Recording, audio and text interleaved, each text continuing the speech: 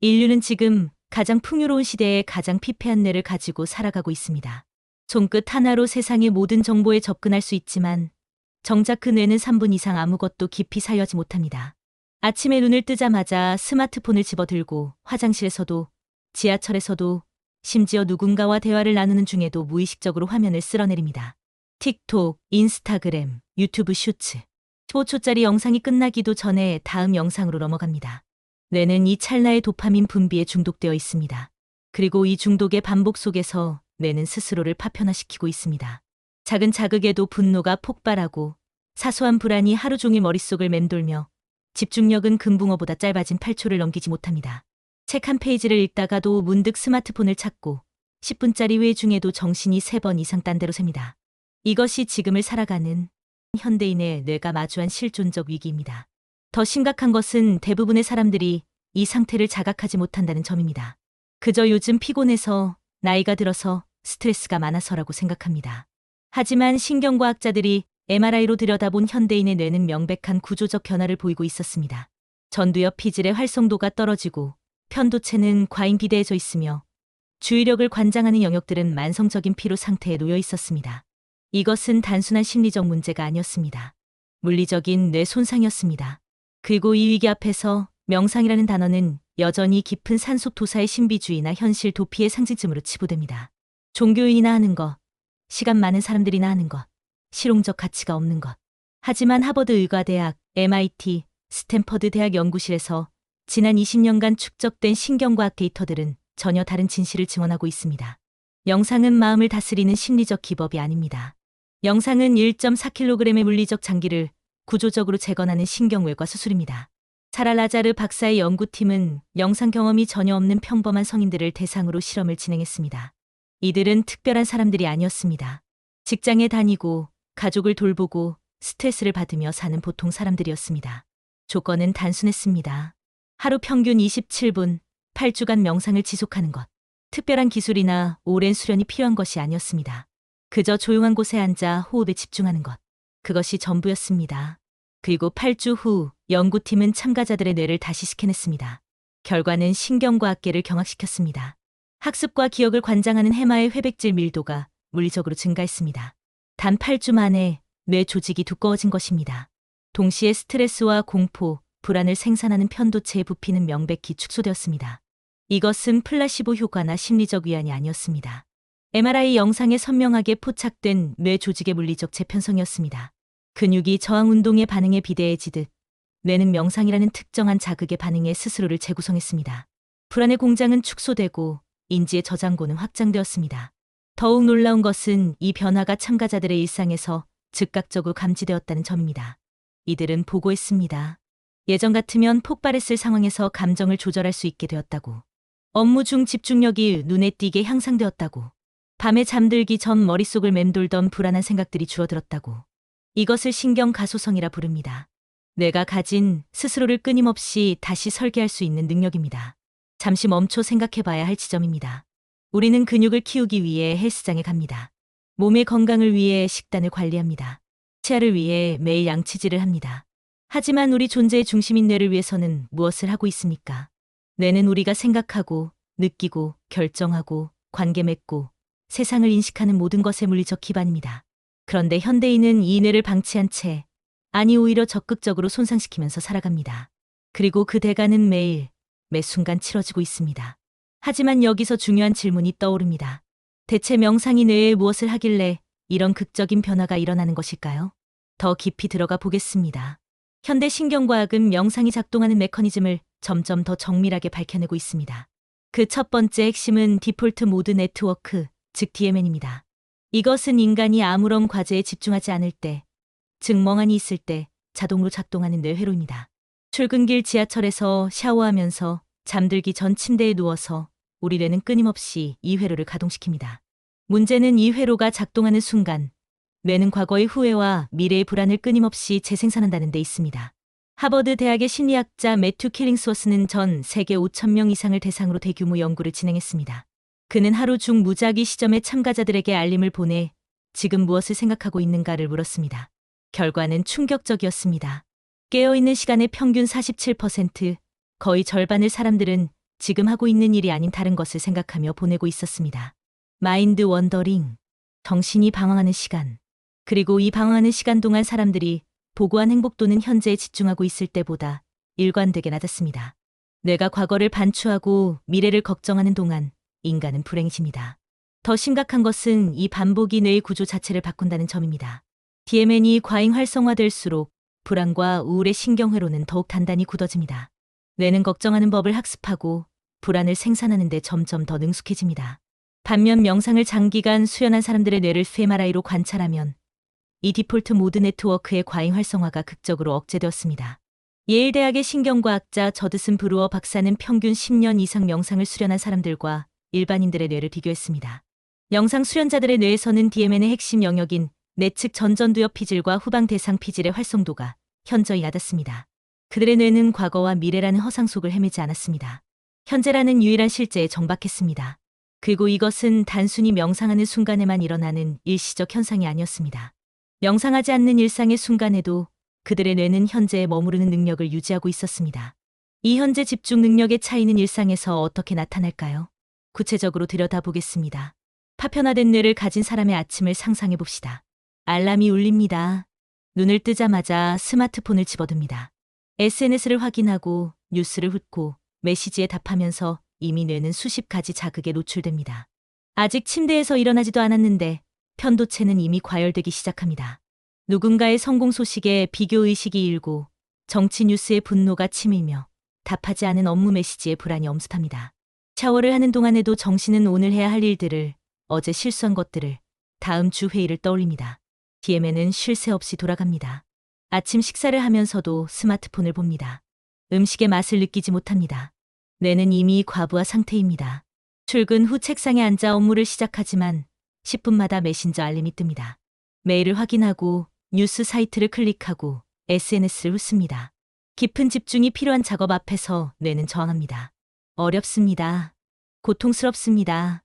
대신 쉽고 즉각적인 보상을 주는 자극으로 도피합니다. 오후 3시 피로가 몰려옵니다. 전두엽의 에너지가 고갈되었습니다. 동료의 사소한 말 한마디에 과민하게 반응합니다. 감정 조절 능력이 떨어집니다. 저녁 집으로 돌아와서도 뇌는 쉬지 못합니다. 넷플릭스를 보면서도 스마트폰을 만지작거립니다. 자기 전까지 화면을 응시합니다. 침대에 누우면 머릿속은 오히려 더 시끄러워집니다. 오늘 있었던 일들, 하지 못한 일들, 내일 걱정. DMN이 밤새 돌아갑니다. 수면의 질이 떨어집니다. 다음 날 아침 피곤한 상태로 눈을 뜹니다. 그리고 다시 스마트폰을 집어듭니다. 이제 재건된 뇌를 가진 사람의 아침을 봅시다. 알람이 울리면 눈을 뜹니다. 스마트폰을 집어들지 않습니다. 일어나 앉아 10분간 명상을 합니다. 호흡에 집중합니다. 생각이 떠오릅니다. 그것을 알아차리고 다시 호흡으로 돌아옵니다. 이 단순한 반복이 전전두엽 피질을 활성화시킵니다. 하루를 시작하기 전 뇌의 현재에 집중할 수 있는 능력을 예열시킨 것입니다. 샤워를 하면서 물의 온도를, 비누 향을 느낍니다. 아침을 먹으면서 음식의 맛과 질감에 주의를 기울입니다. DMN은 조용합니다. 출근 후 업무를 시작할 때 한 가지 작업에 온전히 집중합니다. 알림을 끕니다. 메신저를 닫습니다. 90분간 깊은 집중을 유지합니다. 뇌는 몰입 상태에 들어갑니다. 전전두엽과 해마가 효율적으로 작동합니다. 어려운 문제도 차분히 풀어냅니다. 휴식 시간, 잠시 눈을 감고 호흡에 집중합니다. 3분. 뇌가 리셋됩니다. 오후에도 집중력이 유지됩니다. 동료와의 갈등 상황에서도 편도체의 즉각적 반응이 일어나기 전에 전전두엽이 개입합니다. 잠시 멈춥니다. 호흡합니다. 감정과 반응 사이에 공간이 생깁니다. 현명한 대응을 선택할 수 있습니다. 저녁, 집으로 돌아와 가족과 대화를 나눕니다. 온전히 그 순간에 있습니다. 스마트폰은 다른 방에 있습니다. 잠들기 전 다시 10분간 명상합니다. 하루를 정리합니다. 뇌에 휴식을 허락합니다. 잠자리에 들면 빠르게 깊은 수면에 빠집니다. DMN은 고요합니다. 다음 날 아침 맑은 정신으로 눈을 뜹니다. 두 사람의 하루, 두 개의 뇌. 차이는 명백합니다. 그리고 이 차이는 단 하루로 끝나지 않습니다. 매일 반복됩니다. 한 달, 1년, 10년. 파편화된 뇌는 점점 더 파편화됩니다. 재건된 뇌는 점점 더 단단해집니다. 신경 가소성은 양방향입니다. 뇌는 사용하는 대로 변합니다. 불안을 반복하면 불안 회로가 강화됩니다. 집중을 반복하면 집중 회로가 강화됩니다. 선택은 매 순간 이루어집니다. 여기서 잠깐 현실적인 질문을 던져야 합니다. 명상이 만능은 아닙니다. 명상을 한다고 해서 삶의 모든 문제가 해결되지는 않습니다. 명상은 암을 치료하지 못하고 가난을 없애지 못하며 외로움을 즉각 해소하지도 않습니다. 명상은 마법이 아닙니다. 다만 명상이 할 수 있는 것은 명확합니다. 뇌의 구조를 변화시켜 삶이 던지는 어려움 앞에서 무너지지 않고 대응할 수 있는 내적 안정성을 확보하는 것. 감정의 폭풍 속에서도 중심을 잃지 않는 능력을 키우는 것. 그리고 그것만으로도 충분히 혁명적입니다. 그리고 이 선택의 결과는 뇌의 물리적 구조에 각인됩니다. 위스콘신 대학의 리처드 데이비슨 박사는 티베트 승려들을 포함한 장기 명상 수련자들의 뇌를 수십 년간 연구해왔습니다. 그가 발견한 것은 경이로웠습니다. 명상 시간이 누적될수록 뇌의 구조적 변화는 더욱 뚜렷해졌습니다. 평균 1만 시간 이상 명상을 수련한 사람들의 뇌에서는 섬엽 피질의 두께가 일반인보다 현저히 두꺼웠습니다. 섬엽은 내면 감각, 즉 신체 내부의 상태를 인식하는 능력과 관련된 영역입니다. 이들은 자신의 감정을 더 정확히 인식하고 그것에 압도되지 않으면서 적절히 대응할 수 있었습니다. 또한 이들의 뇌에서는 좌측 전전두엽 피질의 활성도가 우측보다 압도적으로 높았습니다. 신경과학 연구들은 좌측 전전두엽의 활성화가 긍정적 정서, 회복 탄력성, 목표 지향적 행동과 연관되어 있다고 밝혀왔습니다. 반대로 우측 전전두엽의 과잉 활성화는 불안, 우울, 회피 행동과 연관됩니다. 명상은 뇌의 정서적 기본 설정을 좌측으로, 즉 긍정성과 회복 탄력성 쪽으로 이동시켰습니다. 더욱 주목할 만한 발견은 백질의 변화였습니다. 백질은 뇌의 각 영역을 연결하는 신경 다발입니다. 정보의 고속도로라고 할 수 있습니다. 명상을 장기간 수련한 사람들의 뇌를 DTI라는 특수 스캔으로 분석하면 백질의 밀도와 조직성이 일반인보다 훨씬 높았습니다. 특히 전전두엽 피질과 편도체를 연결하는 신경 경로의 밀도가 두드러지게 증가했습니다. 이것이 의미하는 바는 명확합니다. 이성적 사고를 담당하는 전전두엽이 감정의 중추인 편도체를 더 효과적으로 조절할 수 있다는 것입니다. 정보 전달 속도가 빠르고 감정의 경랑 속에서도 중심을 잃지 않는 구조적 안정성이 확보된 것입니다. 이들은 스트레스 상황에서도 놀라울 정도로 빠르게 평정을 회복했습니다. 편도체가 위협 신호를 보내도 전전두엽이 즉각 개입해 실제 위험이 아니다라고 판단하고 진정 신호를 보냈습니다. 이 과정이 몇 초 만에 일어났습니다. 하지만 가장 전율적인 발견은 따로 있었습니다. 바로 노화에 대한 저항이었습니다. 인간의 뇌는 피할 수 없는 생물학적 운명을 가지고 있습니다. 20대 중반을 정점으로 뇌는 서서히 위축되기 시작합니다. 매년 0.5%씩 전두엽 피질이 얇아집니다. 뉴런 간의 연결이 약해지고 처리 속도가 느려지며 작업 기억 용량이 줄어듭니다. 50대가 되면 이 변화는 일상에서 체감됩니다. 이름이 잘 떠오르지 않고 방에 들어가서 무엇을 하려 했는지 잊어버리며 복잡한 문제를 풀어내는 속도가 느려집니다. 70대, 80대가 되면 인지 기능의 쇠퇴는 더욱 가속화됩니다. 치매가 아니더라도 뇌의 자연스러운 노화는 모든 인간이 마주할 불가피한 쇠락입니다. 그런데 UCLA의 신경과학자 아일린 루더스 박사가 진행한 연구는 이 상식을 뒤집었습니다. 연구팀은 평균 20년 이상 명상을 수련한 50명의 사람들과 명상 경험이 없는 50명의 대조군을 비교했습니다. 나이 범위는 24세부터 77세까지였습니다. MRI로 뇌를 스캔한 결과 명상 그룹의 뇌에서는 나이에 따른 회백질 감소가 대조군에 비해 현저히 적었습니다. 특히 40대, 50대 명상 수련자들의 전두엽 피질 두께를 측정했을 때 그것은 20대 청년들과 통계적으로 유의미한 차이를 보이지 않았습니다. 명상이 생물학적 시계를 멈춘 것이었습니다. 아니, 정확히는 뇌의 구조적 퇴화라는 자연의 섭리를 물리적으로 지연시킨 것이었습니다. 연구자들은 이 현상의 메커니즘을 추적했습니다. 명상이 뇌 유래 신경 영양인자, 즉 BDNF라는 단백질의 생성을 증가시킨다는 것이 밝혀졌습니다. BDNF는 뉴런의 성장과 생존, 시냅스의 가소성을 촉진하는 핵심 물질입니다. 나이가 들면서 BDNF 수치가 감소하는 것이 뇌 노화의 주요 원인 중 하나인데 명상은 이 감소를 막았습니다.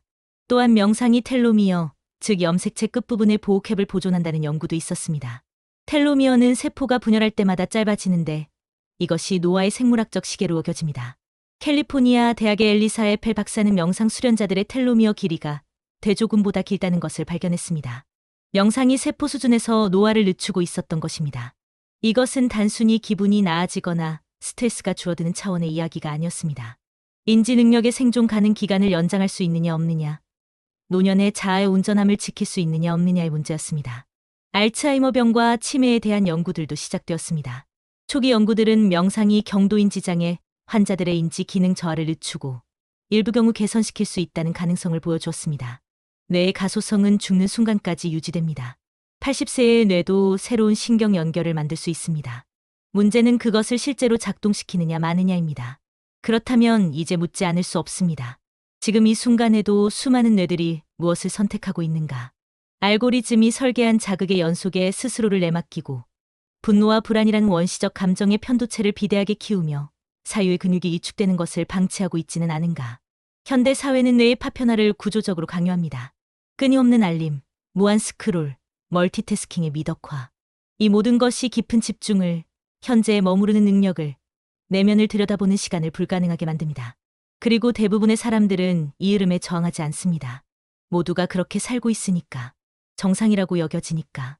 하지만 정상성의 기준이 집단적 병리일 수도 있습니다. 모두가 파편화되어 있다고 해서 그것이 건강한 상태는 아닙니다. 명상은 이 흐름을 역전시키는 검증된 신경기입입니다. 종교적 믿음도 신비로운 깨달음도 특별한 재능도 필요 없습니다. 필요한 것은 오직 하나입니다.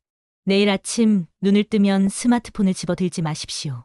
대신 일어나 앉아 편안한 자세를 취하십시오. 등을 곧게 펴대 긴장하지 마십시오. 눈을 감으십시오. 그리고 호흡에 주의를 기울이십시오. 숨이 들어오고 나가는 것을 느끼십시오. 콧구멍을 지나가는 공기의 감촉을, 배가 올라갔다, 내려가는 움직임을. 그것이 전부입니다. 10초도 채 지나지 않아 생각이 밀려올 것입니다. 이게 무슨 소용이 있나? 시간 낭비 아닌가? 할 일이 너무 많은데. 혹은 어제 있었던 일, 오늘 해야 할 일, 다음 주 걱정. 이것은 자연스러운 일입니다. 내가 하던 대로 하는 것뿐입니다. 중요한 것은 다음 단계입니다. 생각이 일어났다는 것을 알아차리십시오. 그것을 비난하지 마십시오. 그저 생각이 일어났구나라고 인정하십시오. 그리고 다시 호흡으로 돌아오십시오. 이것이 전부입니다. 이 단순한 행위, 생각을 알아차리고 호흡으로 돌아오는 이 반복이 바로 전전두엽 피지를 활성화시키는 훈련입니다. 주의력의 근육을 키우는 과정입니다. 처음 몇 기를 들어 올릴 때는 10kg도 무겁습니다. 하지만 매일 반복하면 근섬유가 증가하고 근력이 강해집니다. 뇌도 똑같습니다. 처음에는 30초도 집중하기 어렵습니다. 하지만 매일 반복하면 해마의 뉴런이 증가하고 집중력이 강해집니다. 하루 10분으로 시작하십시오. 아침에 일어나자마자 10분, 혹은 잠들기 전 10분. 시간이 없다고 생각할 수 있습니다. 하지만 생각해 보십시오. 하루에 스마트폰을 보는 시간이 몇 시간입니까? SNS를 스크롤하는 시간, 의미 없는 영상을 보는 시간. 그중 10분을 뇌를 재건하는 데 투자하는 것입니다. 이것은 시간의 문제가 아닙니다. 우선순위의 문제입니다. 그 10분이 반복될 때마다 변화가 일어납니다. 첫 주에는 아무 변화도 느끼지 못할 수 있습니다. 오히려 더 힘들 수 있습니다. 뇌가 익숙한 패턴을 거부하고 있기 때문입니다. 2주째 작은 변화를 느끼기 시작합니다. 잠들기가 조금 더 쉬워집니다. DMN이 조금씩 잠잠해지기 시작한 것입니다. 4주째 업무 중 집중력이 향상되는 것을 느낍니다. 90분 깊은 집중이 조금씩 가능해집니다. 8주째 MRI로 측정 가능한 변화가 일어납니다. 해마의 회백질이 증가하고 편도체가 축소됩니다. 하지만 기계로 측정하지 않아도 압니다. 예전 같으면 폭발했을 상황에서 잠시 멈출 수 있게 되었다는 것을. 6개월 후면 일상에서 명백한 차이를 체감합니다. 주변 사람들도 알아차립니다. 요즘 뭔가 달라 보여라고 말합니다. 1년 후 뇌는 확실히 다른 장기가 되어 있습니다. 3년 후 뇌의 구조적 변화는 더욱 견고해집니다. 20년 후 당신은 노화를 거슬고 있을 것입니다. 수술대에 오를 필요는 없었습니다. 수술비를 지불할 필요도 없었습니다. 뇌는 스스로를 재건할 능력을 이미 가지고 있었습니다. 40억 년의 진화가 뇌에 새겨놓은 신경 가소성이라는 선물. 다만 그 능력을 작동시킬 선택권은 오직 한 사람에게만 있었습니다. 바로 그 뇌의 소유자에게. 그리고 이 선택을 하지 않는다면 퇴화는 필연입니다. 뇌는 사용하지 않는 회로를 제거합니다. 효율성의 원리입니다. 집중하지 않으면 집중 회로가 약해집니다. 현재에 머무르지 않으면 DMN이 비대해집니다. 감정을 조절하지 않으면 편도체가 커집니다. 매일, 매 순간 선택이 이루어집니다. 그 선택의 총합이 10년 후, 20년 후 70세가 되었을 때 가지게 될 뇌를 결정합니다. 선명한 의식으로 세상을 인식할 것인가, 아니면 흐릿한 안개 속에서 자아를 잃어갈 것인가. 감정의 노예로 살 것인가, 아니면 감정을 다스리는 주인으로 살 것인가. 그 선택은 지금 이 순간부터 시작됩니다. 내일 아침 눈을 뜨면 10분을 투자하십시오. 그 10분이 당신의 뇌를 그리고 당신의 인생을 재건할 것입니다. 더 많은 지혜는 지혜 수집관에서 확인하실 수 있습니다.